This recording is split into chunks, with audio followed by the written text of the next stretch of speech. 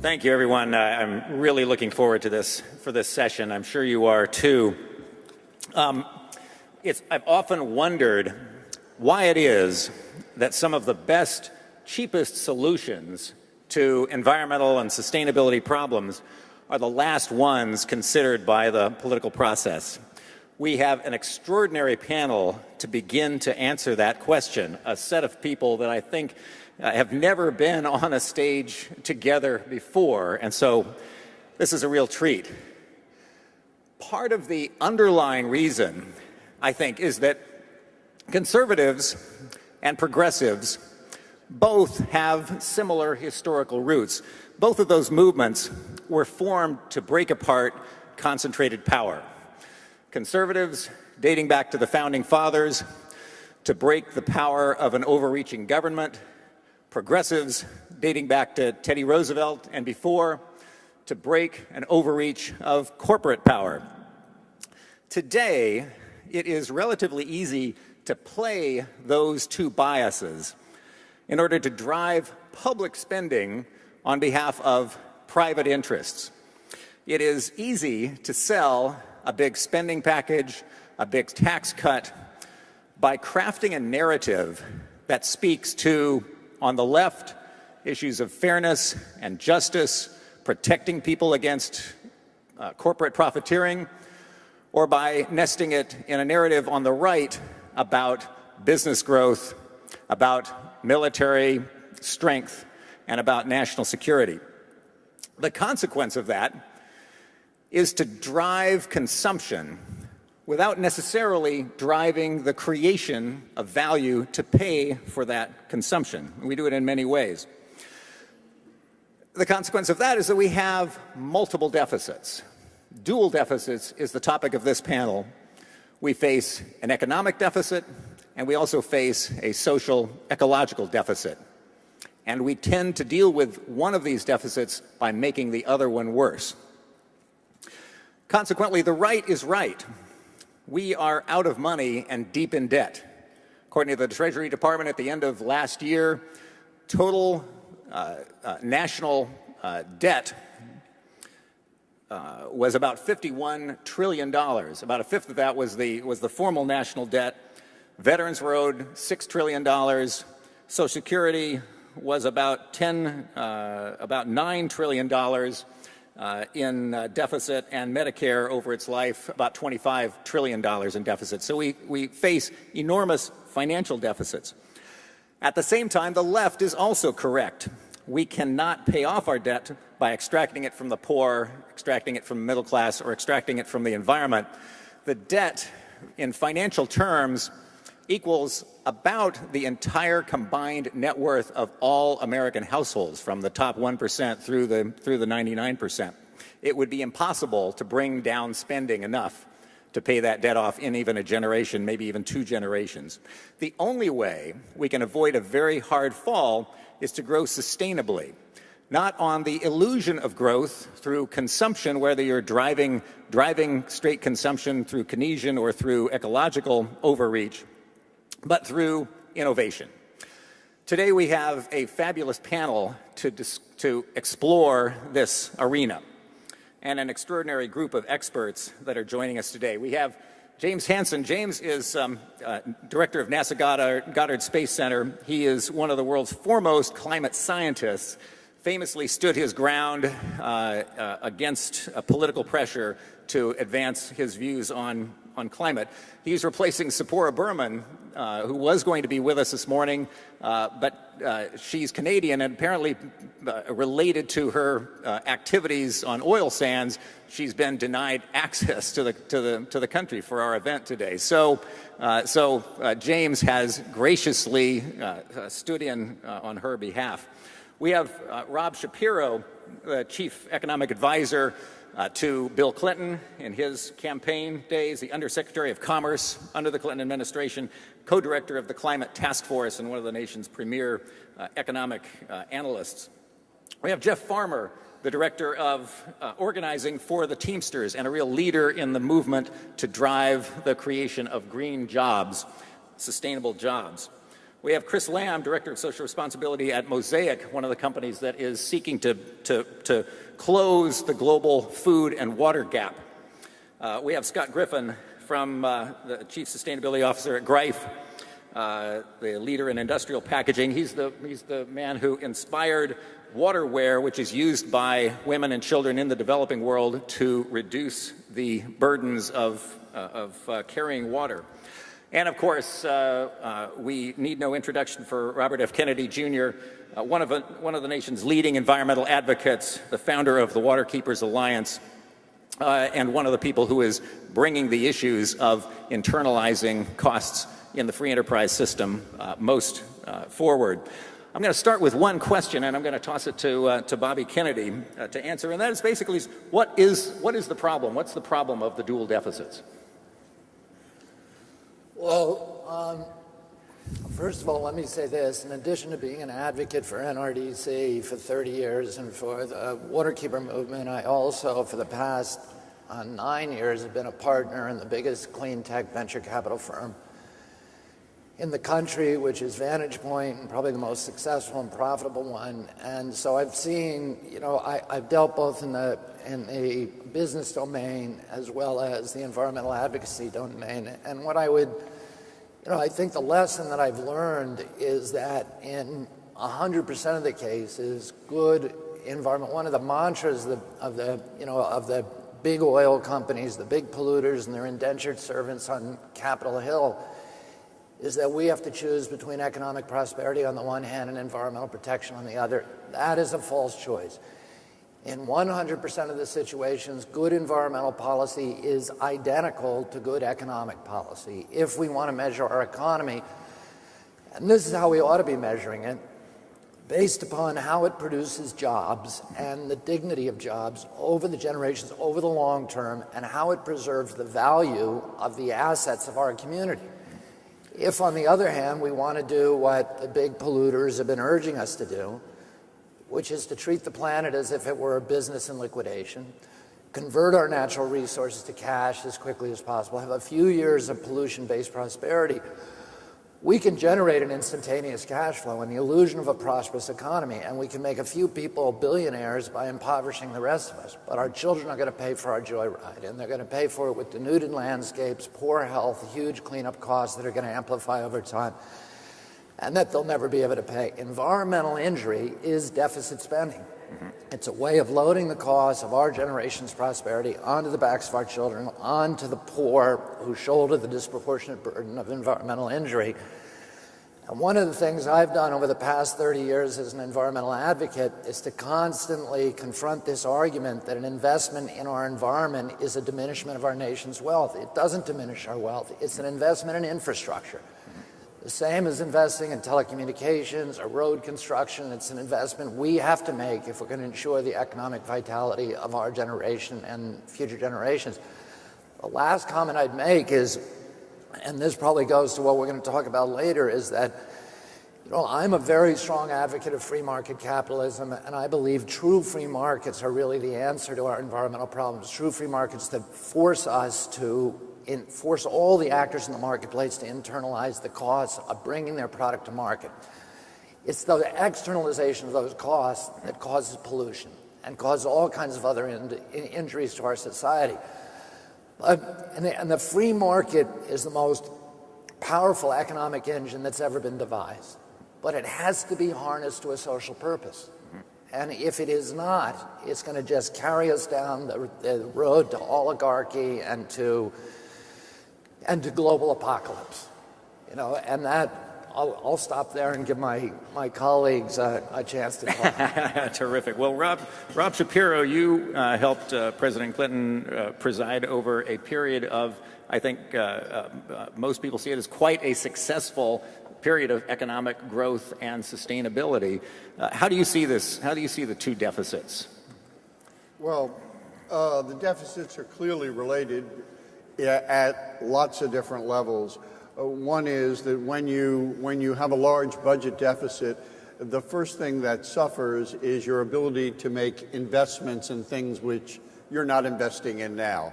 The deficit is crowding out environmental investments, social investments, education investments. The second is that, and as a long-time Washington advocate of carbon taxes for climate change, it's the fundamental problem we confront in it, and that is, while Robert, I agree with everything Robert said, these are long-term investments, and in the short term, it means higher energy prices for everyone. And you can only sell that kind of approach if the economy is very strong. If people, in effect, have excess resources to absorb that burden. You know, in all the history of the U.S. democracy and the European democracies, one of the lessons is it's very, very hard to get people to accept a short-term cost in order to achieve a long-term benefit. That's kind of the model of Social Security or Medicare. It's virtually impossible to get people to accept a short-term cost in order to avoid a larger long-term cost. We just don't have an example of it, except in the financing of war.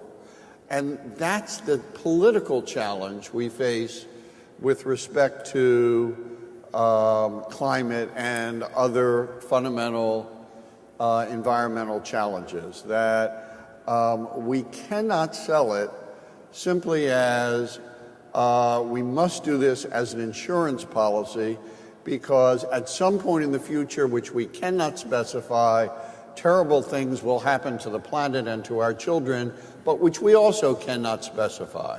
This is a political problem. It has nothing to do with the science of it. And this political problem is made much more serious if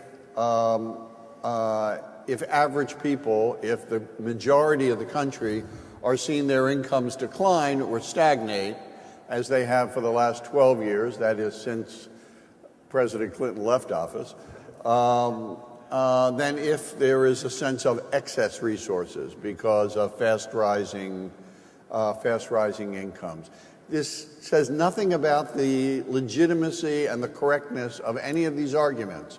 It's a fundamental political reality which we have to figure out if we're going to advance these the policies that I think everyone on this stage agrees are critical.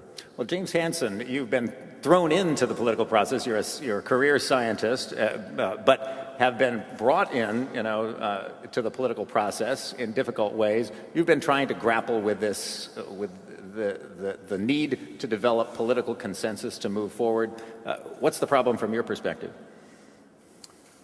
Well, okay, we're jumping to the solution. I guess we all agree that there's a long-term climate problem if we continue on the path that we're on. In fact, the science is crystal clear that we cannot burn all of the fossil fuels without creating a situation that is out of a climate change situation that's out of control of future generations. But let's, since we started talking about the economics, let me say that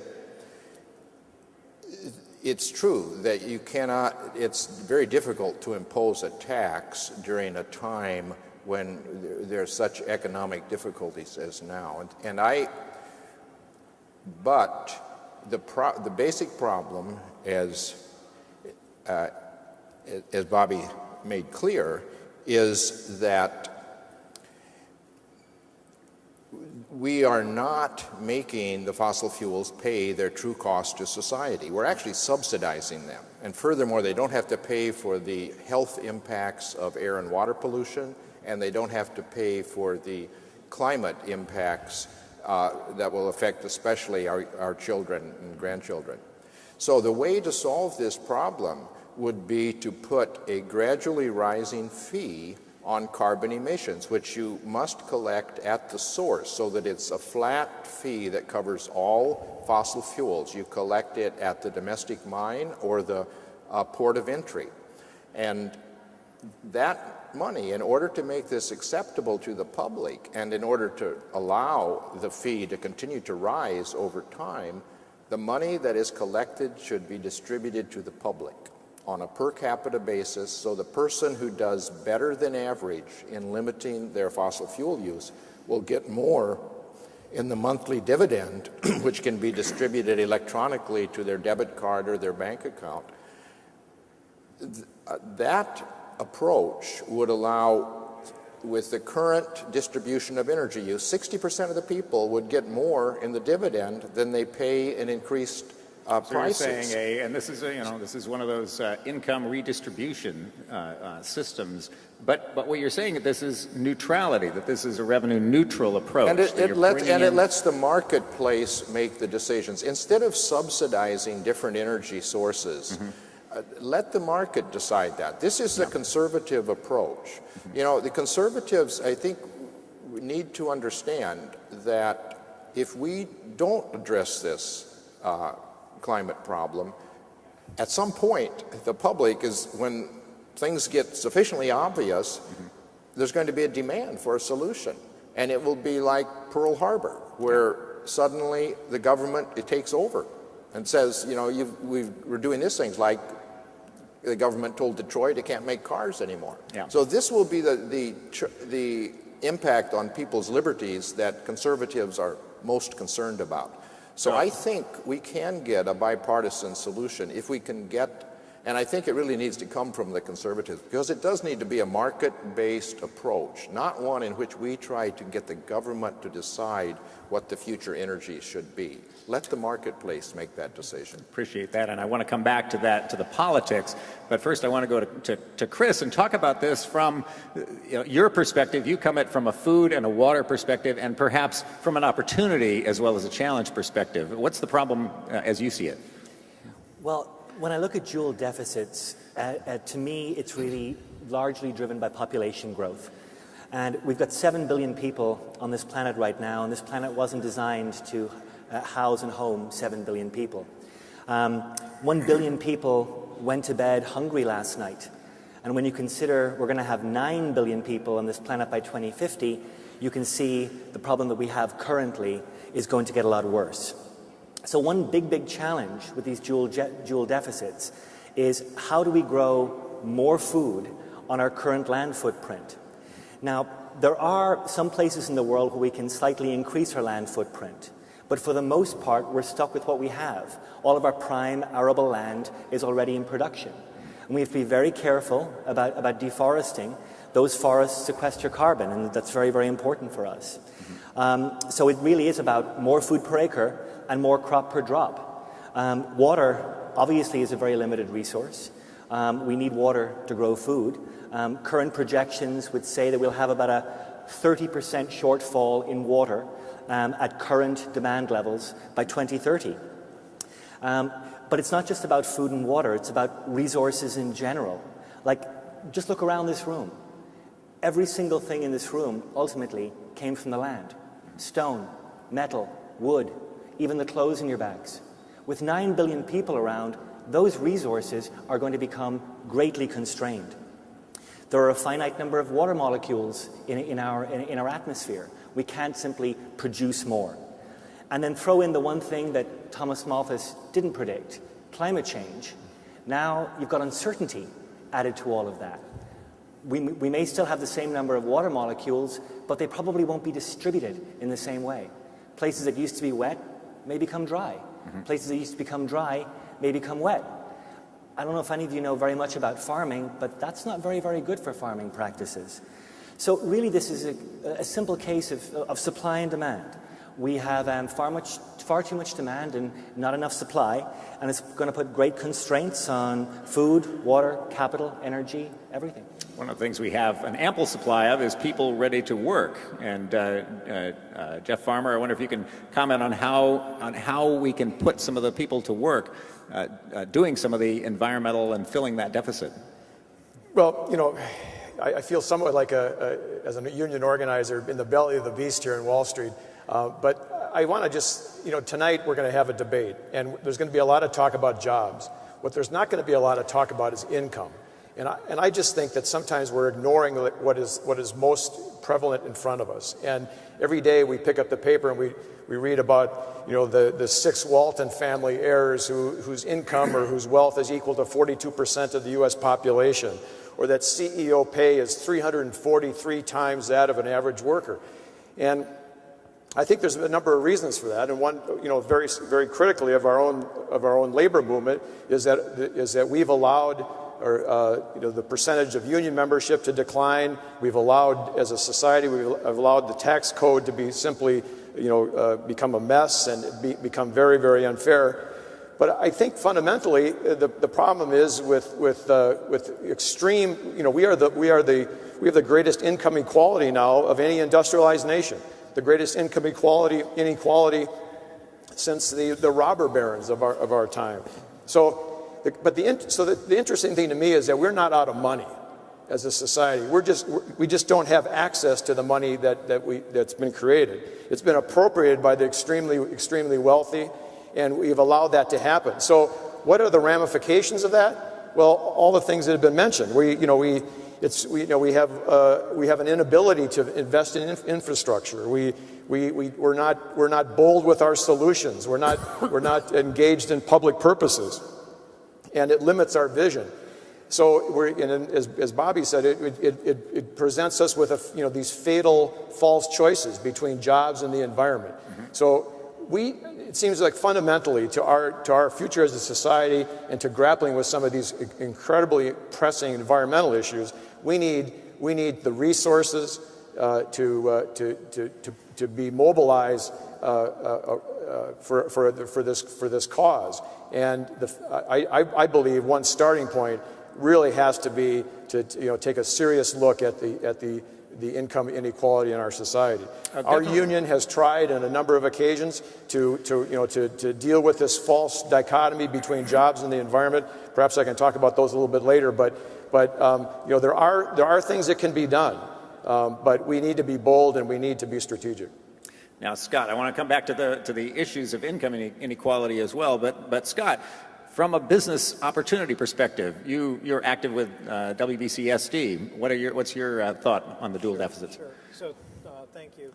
Is it on? Yeah. Good. I would add that, and I appreciate the comments that are being made here. It's important that we open the aperture a little bit and consider the context of the global issues. Greif is a global company. We operate in 52 countries, 365 manufacturing assets. So it's interesting to hear the discussion on how you deal with carbon.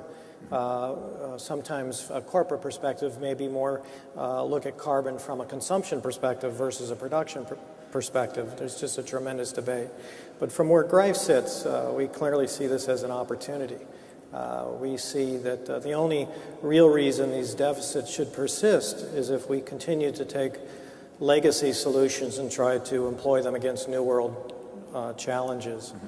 And at Greif, we've done things like change the business model. Our old business model was producing units, and we've gone to a new business model where we try to maintain the useful life of the product. We keep it in use.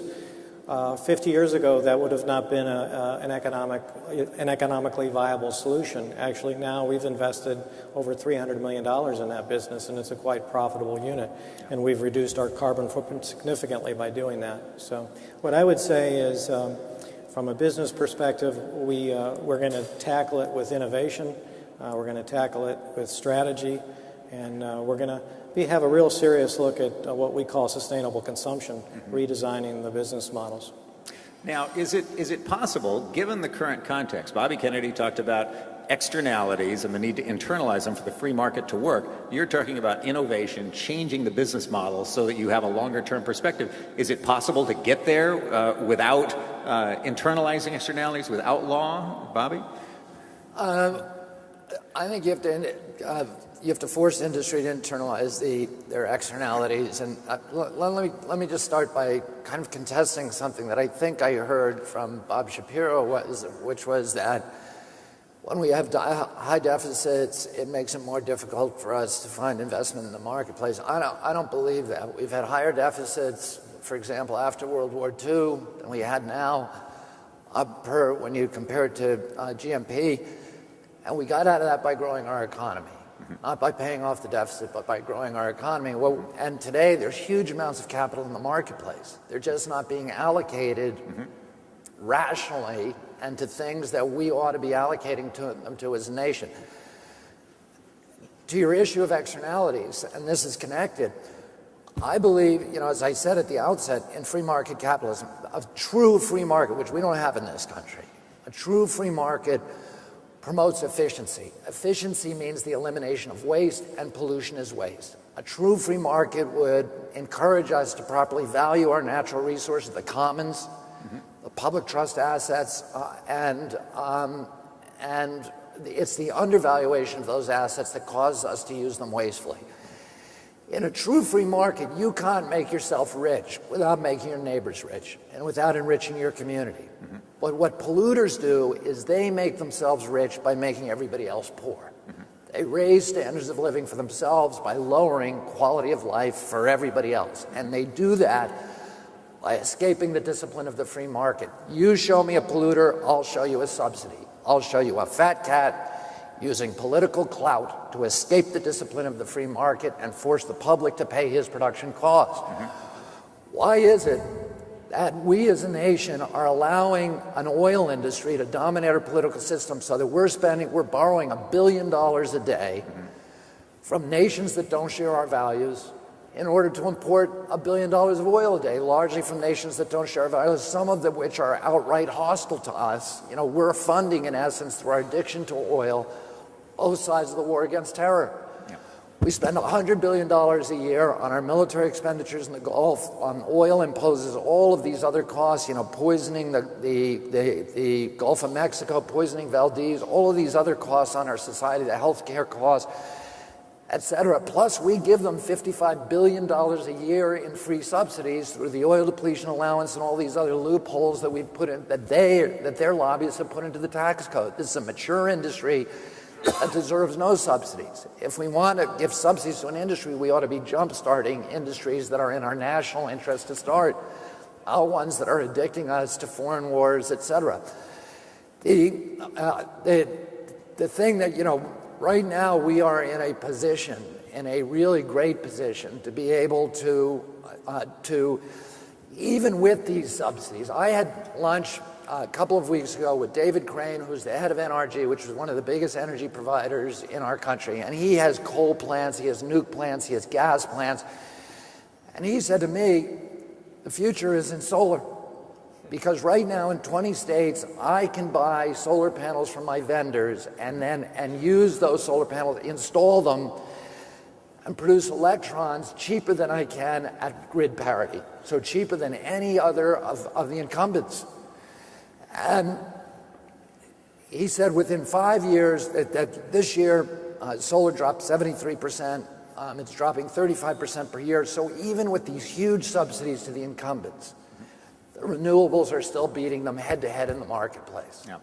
And, if you got rid of the incumbents, those, we are paying for coal, for example. If you really added the subsidies to coal, they say coal is cheap and clean. We know it's a dirty lie when they say it's clean. It's also a lie when they say it's cheap. It's just the illusion of cheapness because of the huge subsidies and the externalities that they impose. It's really the most catastrophically expensive way to boil a pot of water that's ever been devised. Yep. If you force them to pay the true cost that they're imposing on our society, and that's what a rational free market system would do. It would say, we want everybody to act in the marketplace. We want entrepreneurship, but we are not going to allow you to force the public to pay your cost of production. If you want to bring a product to market, you pay the full cost of getting it there. Rob, is that what a free market would do? Well, I am of an age that it is really painful to disagree with Ed and Kennedy. I'm sorry. But the fact is, thank you for the fact is, we did drastically bring down the deficit after World War II because 50% of our spending was World War II, and we came into peace, and defense spending collapsed, and the deficit collapsed with it, and that freed up all that capital that went into investments that produced the growth that then produced, with the public investments and private investments, this period of really an unparalleled period in which income gains were relatively even for every income group for 30 years. It was a kind of unique period. The rich did not get richer faster than the poor got richer. And it was because of this democratization of public investment, particularly in education and in infrastructure, which was possible because for two reasons. One, because most of the burden, frankly, was on the top, because we had a much more progressive tax system then than we do today. 91% income yes, tax.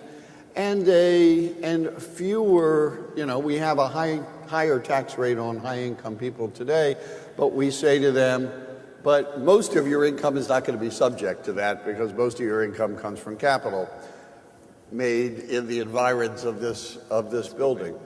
I feel the moral urgency, as much as you do, Robert, about climate and about the environment. And I agree with you on the free market. The problem is, in order to get, and the justice that businesses should pay all of the costs of their production, which includes all of their externalities, which would include the health costs associated with it as well.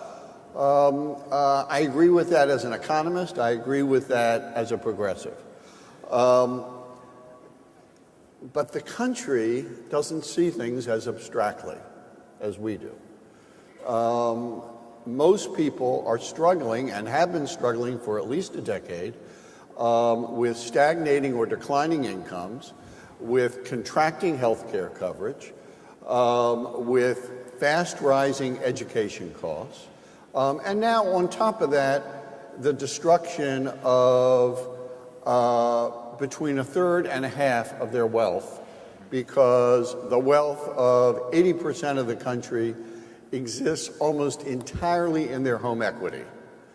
And we spent $2 trillion stabilizing the financial markets, which was correct, but those are markets which create wealth for the top 10 to 15% of the country. The rest of the country depends upon increases in home values, and we spend virtually nothing on that. Yeah. And so the fact is, we have got to get the economy right in order to create the political conditions to make the case that we all, and also as a matter of social justice, we have to get the economy right. But with respect to climate and the environment, it is a precondition to sell even a tax shift that Jim and I agree on, and which I've been trying to sell, as he has, in Washington for 5 years at least. There was another aspect of the post-war economy that should be factored in here, and that was the fact that you had a third of the workforce in the United States at that time who were under collective bargaining agreements, who had a voice in the job, who sat across the table from their employer negotiating, and that strong labor movement, where we represented a third of the workforce, that strong labor movement lifted everybody else up as well. It certainly lifted up the union members themselves, but as a result, non-union workers were also raised up. It was a very, very important factor. I think surprisingly enough, it actually works. It actually addresses what we're talking about today. Let me give you a quick story about the tale of two cities. San Francisco currently recycles about 75% of its waste. There's a company in San Francisco where we represent 1,200 workers. Those recycling workers they start out at $20 an hour. They have health care benefits. They have pensions. Contrast that with a company in Los Angeles called American Reclamation, where workers are still making minimum wage, digging through trash, recycling materials. It's feudal sweatshop conditions. If we're serious about the future of our environment, if we're serious about the future of the health and vitality of communities and the rights of workers, we need to factor that in. Workers need to have a voice in the job. They need to be these new green jobs, we can create millions of green jobs, but if they're low-level jobs that have no future, or there's no income, real source of income, that's a recipe for disaster.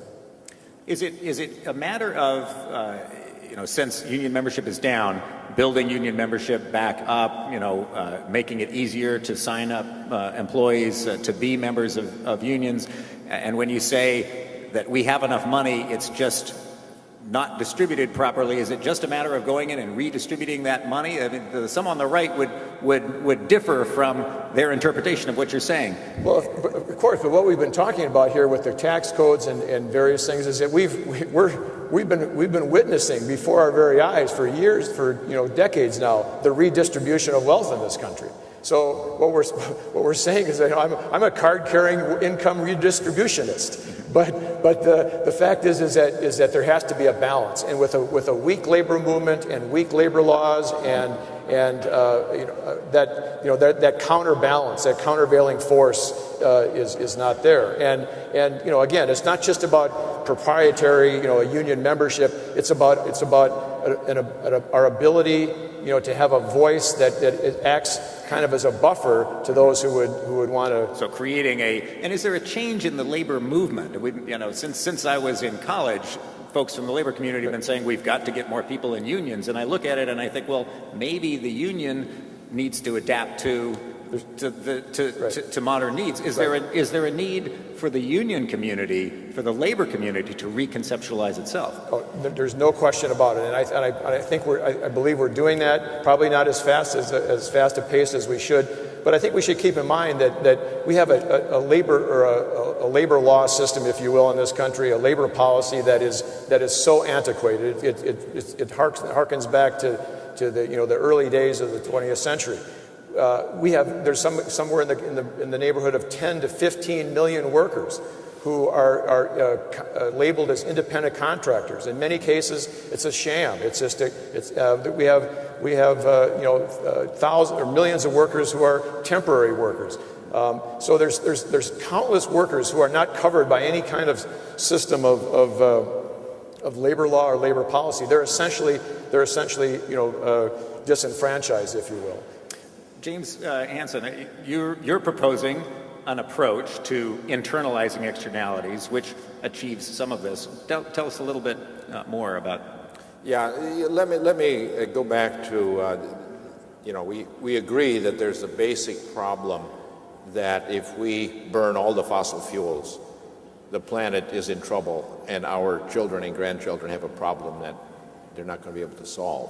So then the question is, well, how do we change our energy approach to move to clean energies?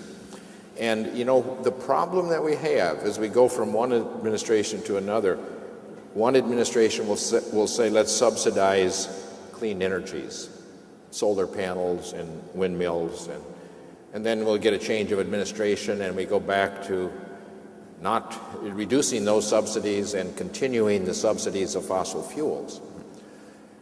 That, and there are arguments as to whether are these clean energies going to provide baseload electric power. There are legitimate disagreements about that. And so far, fossil fuels are continuing to be the basic source of our energy. Almost all of our energy is coming still from fossil fuels. And we have governments all around the world going after every fossil fuel they can find, even extremely dirty ones like tar sands and tar shale. So the fundamental problem, as we have said, is that those fossil fuels are not made to pay their cost to society. And the way you must do that is you can't suddenly change the system so that you add all those costs onto them, because that would be a huge change and the economy would be in complete disruption. So you have to do it gradually. You have to gradually put a price on carbon emissions, collect it from the fossil fuel companies, and distribute the funds to the public. That would stimulate economic growth, and it would move us in the direction of clean energies, and it would let the marketplace decide which ones are really effective. But we have to change. right now we import food from New Zealand because there's no tax. There's no, the aviation fuels we agreed in the 1940s should be tax-free. Well, that continues. Once you get a subsidy, it's very hard to take that back. So we can import food from New Zealand. It makes no sense. We should, if we put this rising price on carbon, it will encourage the changes that we need in society, which it would favor nearby farms over New Zealand. It would discourage people from driving 100 miles to work in a jalopy that's getting 15 miles to a gallon. You have to make those changes. And it would be a progressive tax, in effect, because the person who owns 3 houses and flies around the world a lot is going to pay more, and that's fine. They should. But unless we do this very fundamental thing by putting a price on carbon that makes fossil fuels pay their true cost to society, we can't solve the problem. So how do we get to that, or to any of the other solutions? I know that folks have areas of concern around water and food and so on. How do we get there politically? Are the Republicans ever going to support a tax or a tax shift? Are the Democrats going to advocate something that is low cost? If I could say one thing for a second. I know it may appear crazy to import food from New Zealand, and you may think there's a very large carbon footprint there. But there are some externalities to consider. The greatest carbon footprint in the food system is actually the distance that people drive to buy their food. It's not necessarily the transportation of food itself. And the efficiencies that are necessary in the food system are not necessarily obvious. If you look right now, I'm sure many of you have Facebook pages. And at least my Facebook page is often dominated by, don't buy this food, don't buy that food. Can you believe what goes into this food? Can you believe what goes into that food? And we're mired in this kind of crazy discussion between conventional and organic, conventional bad, organic good. The truth of the matter is neither conventional agriculture nor organic agriculture are sustainable. Neither of them are. So what we need to do is we need some new combined models, and we need to look at things differently. Things are not always as they seem. The key here is sustainable intensification. It's absolutely maximizing what you get from every single acre of land. This can be done. We certainly need organic matter, and we certainly have to maximize organic matter wherever it's available. But we're talking about deficits here. A large part of the world doesn't have the organic matter necessary. We often think of organics here in the US. We look at our lovely lush fields. Try to go to a water-stressed part of India or a water-stressed part of Africa and see what kind of organic matter is around. So we want to try and maximize our use of organic matter, but also maximize our targeted use of mineral fertilizers and really use modern technology to grow safe, sustainable, and nutritious food. And that is going to take a completely new way of looking at things, and it's going to have to open some minds in Washington. I mean, we have a big election going on right now. Nobody's talking about the food problem. They're talking about big government and small government. I don't care about big or small government. I want smart government. And I want smart government to try and start addressing some of these huge issues that we're facing right now. Bobby. Let me just give you a couple of examples of success stories. I have a friend, Jim Rogers, who's the head of Duke Power, who has the second biggest coal fleet in the country. And he hates coal. He wants to, as James said, he wants to transition off of coal, but he needs somebody to rationalize the economy to allow him to take that step, because the way in 49 states, the way that CEOs of utilities and their shareholders make money is by burning as much energy as possible. So even though he wants to stop using it, his shareholders want him to get his customers to leave their lights on all night and to leave the refrigerator door open, because that's how they make money.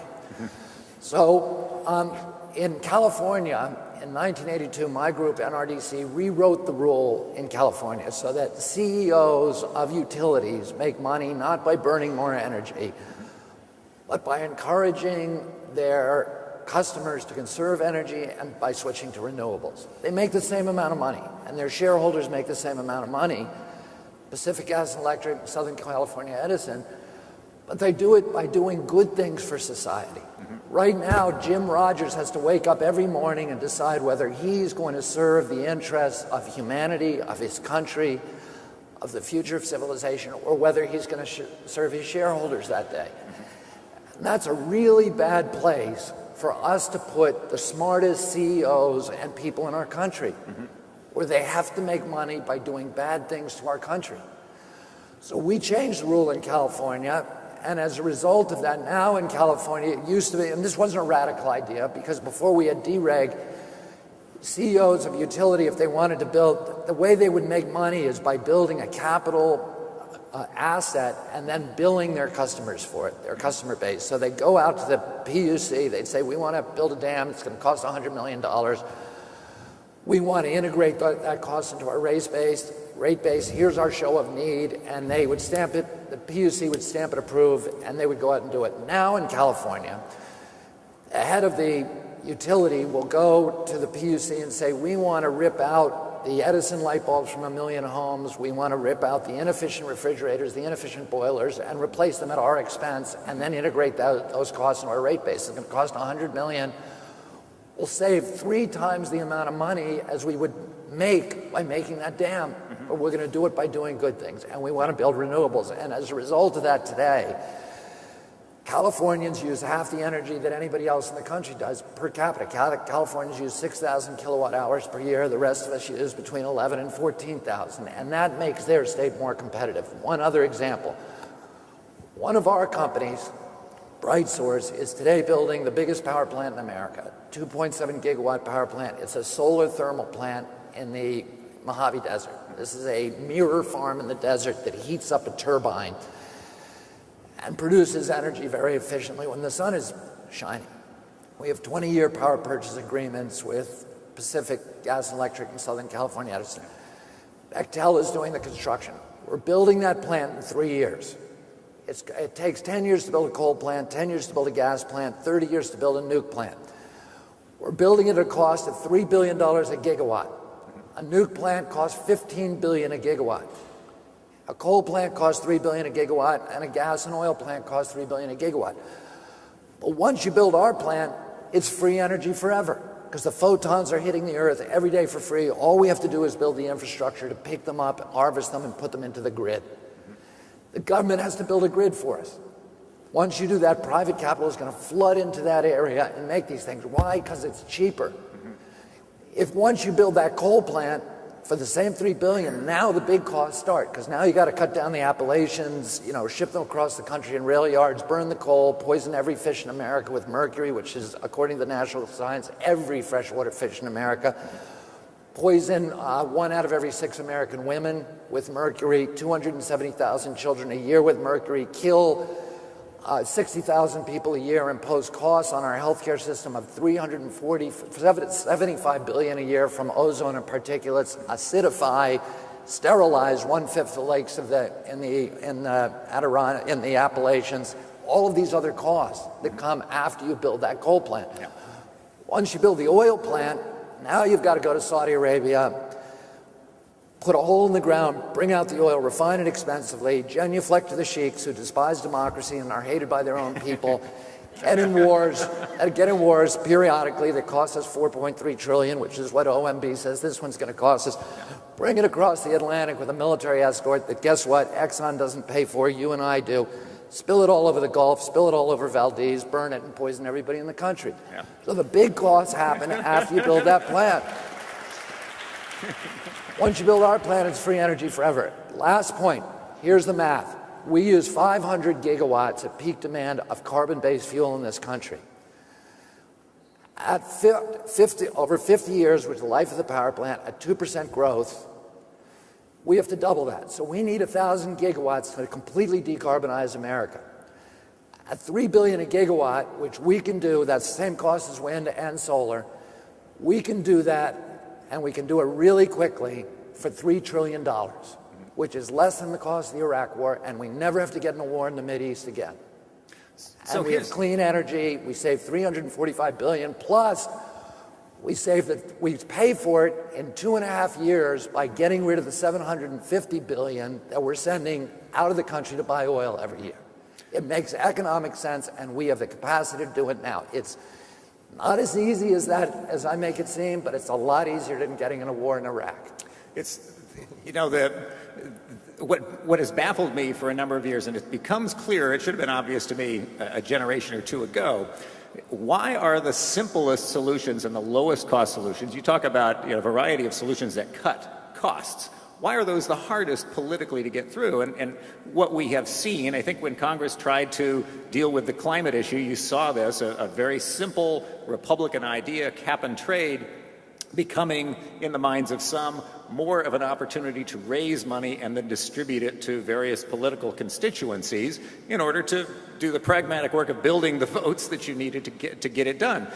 One of the problems that Phil Howard talked about yesterday was that the barrier to many of these changes is, as he sees it, K Street lobbyists, the tendency for corporate government affairs representatives to just focus on using all of the corporate chits to protect and gain advantage in the political marketplace, not to use the corporate political power to advantage policies that are good for everyone. How, and I want to ask the folks from business, and you represent, or not represent, but you're engaged with World Business Council on sustainable development, Scott, how can we motivate companies to take a broader look and to break out of the pattern of staying away from controversial issues that lead to benefits for all and focusing all their marbles on protecting whatever advantages they may have in the marketplace? Well, I mean, my comment is I believe the best companies are, and the best companies are winning, and I clearly see that. I would say that we're politicizing an issue that doesn't need to be necessarily politicized. I think great companies that I look at and that I see are moving way beyond the old vestiges of building businesses by establishing political barriers. They're moving very fast. So I'm more of an optimist. I believe that corporate actors are moving, and quite frankly, they're moving past this political discussion because we can't wait. The challenges that we have here domestically are even often greater than the challenges we face in the developing economies. And Greif is an old company, 136-year-old company, been around a long time, fourth continuously traded stock on the market. What I would say is, yes, we have issues of deficits here domestically, but let's not lose sight of the interconnectivity we have with the rest of the world. As we solve our problems, as we solve our issues, we can't lose sight of these challenges that's happening in other parts of the world like Haiti and Africa. Great companies are moving fast. They're dealing with domestic political issues, but they're working hard to bring new solutions into these markets. Now, Jim, you've signed a letter to a number of companies. We have a copy of it over on the side there, a number of other environmentalists as well, asking companies to support a price on carbon, thanking those companies that have. And there's quite a list of companies that have supported a price on carbon, so they're following the example that Scott mentions. But there's also a few that have not supported a price on carbon. How are you moving forward on this politically? How are you working with companies and conservatives and others to try to advance the ideas? Well, as I mentioned earlier, I think that the solution is in fact consistent with conservative principles. In fact, there's an organization called Republicans for the Environment.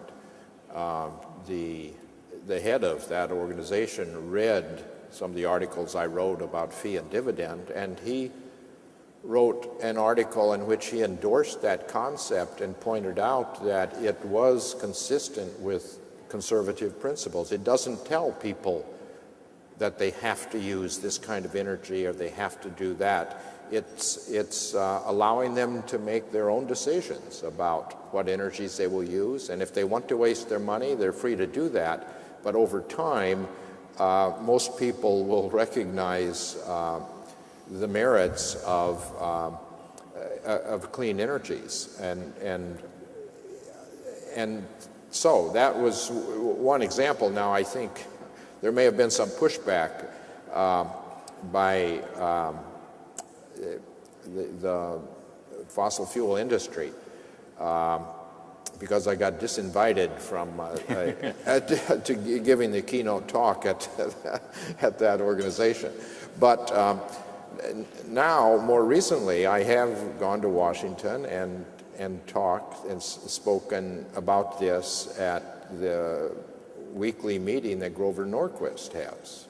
And he's the anti-tax champion, really the leading. He's the leading conservative. And I think that we do have to get the conservatives to understand that if we don't take action, I mean, we can, for a limited time, we can deny the reality of climate change. But as Mother Nature, as it becomes more and more obvious, if conservatives continue to deny that, then we will reach a point where we have the equivalent of Pearl Harbor. You know, there will be climate disasters and people will demand that things be done, and then people will lose their liberties because the government will take over and try to institute policies. So it's much better to recognize this at the beginning and let conservative principles be used to move us off of our dependency on fossil fuels by putting a gradually rising fee on them.